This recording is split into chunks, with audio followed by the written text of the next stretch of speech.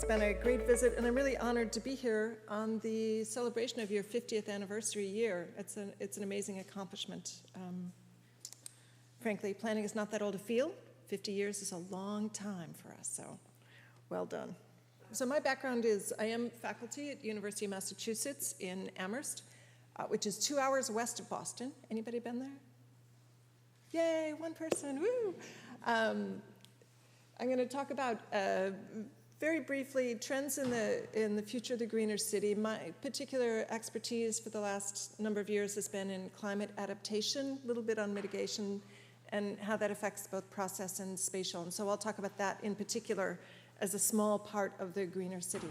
As a visiting US person with the news as it is now, it's a little hard not to say anything about the federal situation, so I'll talk about that very briefly, and then talk about some local trends that I'm really seeing in terms of research and practice.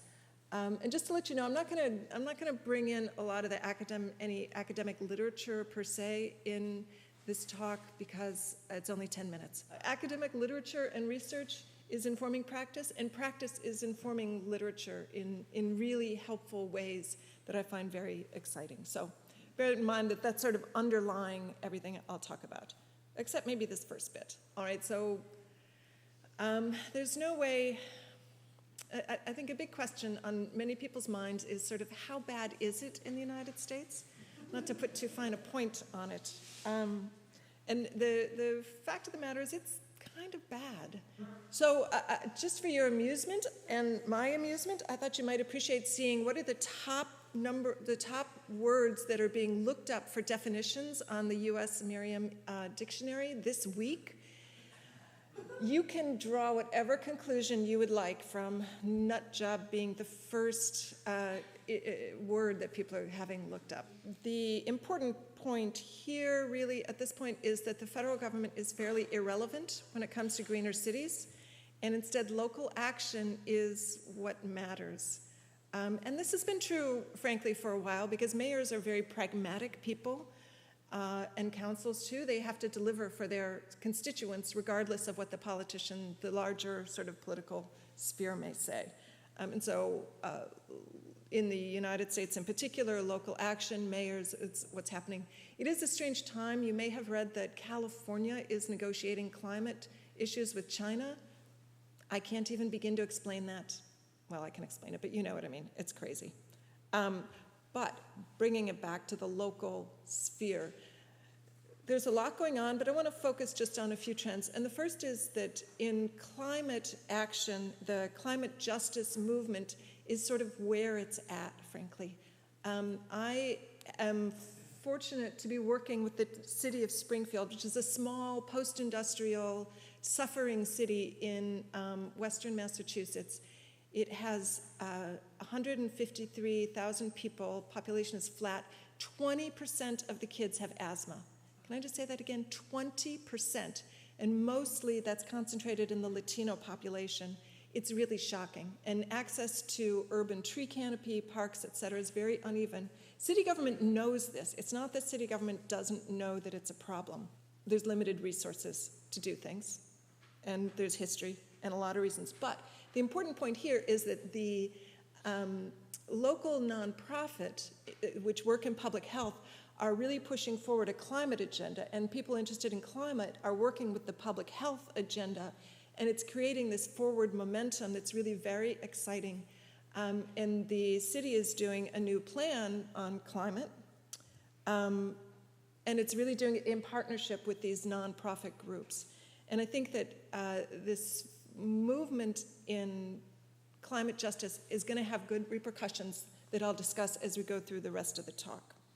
There are challenges with climate adaptation, and one of the things that I'm starting to see that I find interesting and is, I think, particularly appropriate for planners to think about is a question of what the consequences can be of doing the adaptation that and the infrastructure development that we know needs to be done.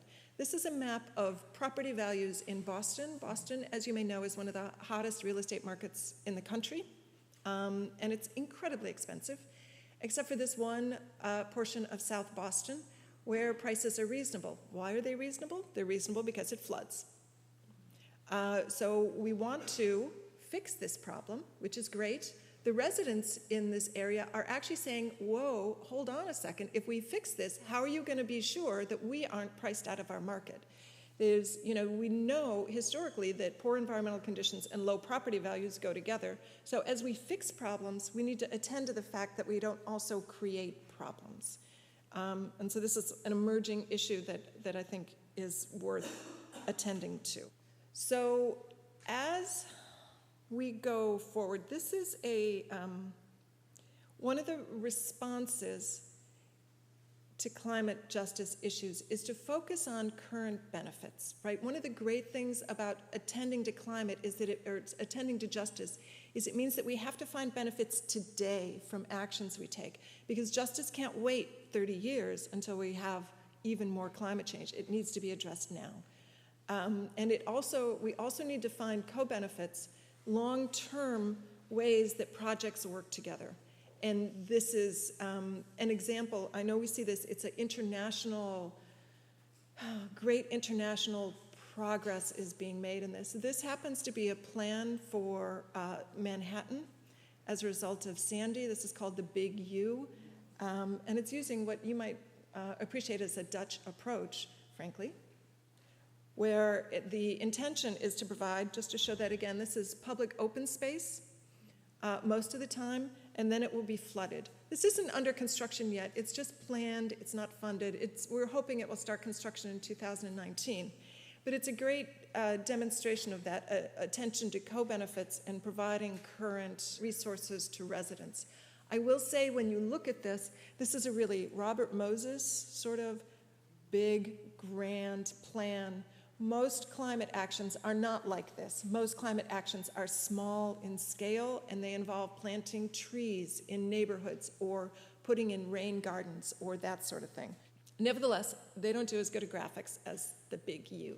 So I put this up here as an example of resilient infrastructure and the way ecosystem function is being integrated into infrastructure as it responds to climate change. Resilient and hybrid infrastructure is so climate justice was the first big trend. Well, okay, poor federal outcomes is the first big trend. Climate justice, resilient infrastructure.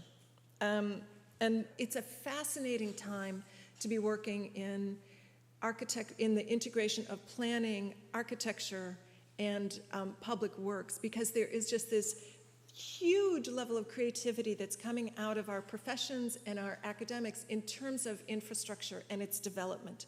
And the change is hard to overstate compared to proposals for infrastructure 10 years ago, 20 years ago, which were basically build a seawall, right? Now we have very complicated but wonderful and complex ideas coming forward. One of the tricky bits, though, is how to get those implemented in places that aren't New York City and London. How do we do it in a place like Springfield that has 3 planners? 3. And so, in addition, the complexity and the innovative quality that this background creates makes the encouraging its uptake among these less resourced communities challenging, frankly. I've been working in sort of recognizing this as there's a lot of barriers to these more innovative projects, but this is certainly one of the barriers.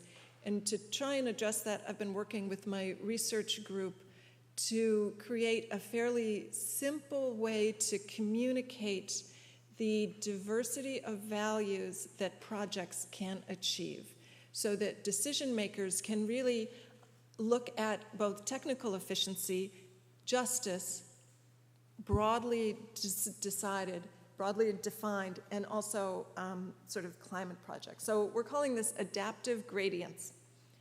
And this is under review from a journal, so it may change a little bit before it's published, but the basic idea on the left are these gradients that include typical engineering approaches and efficiency, right?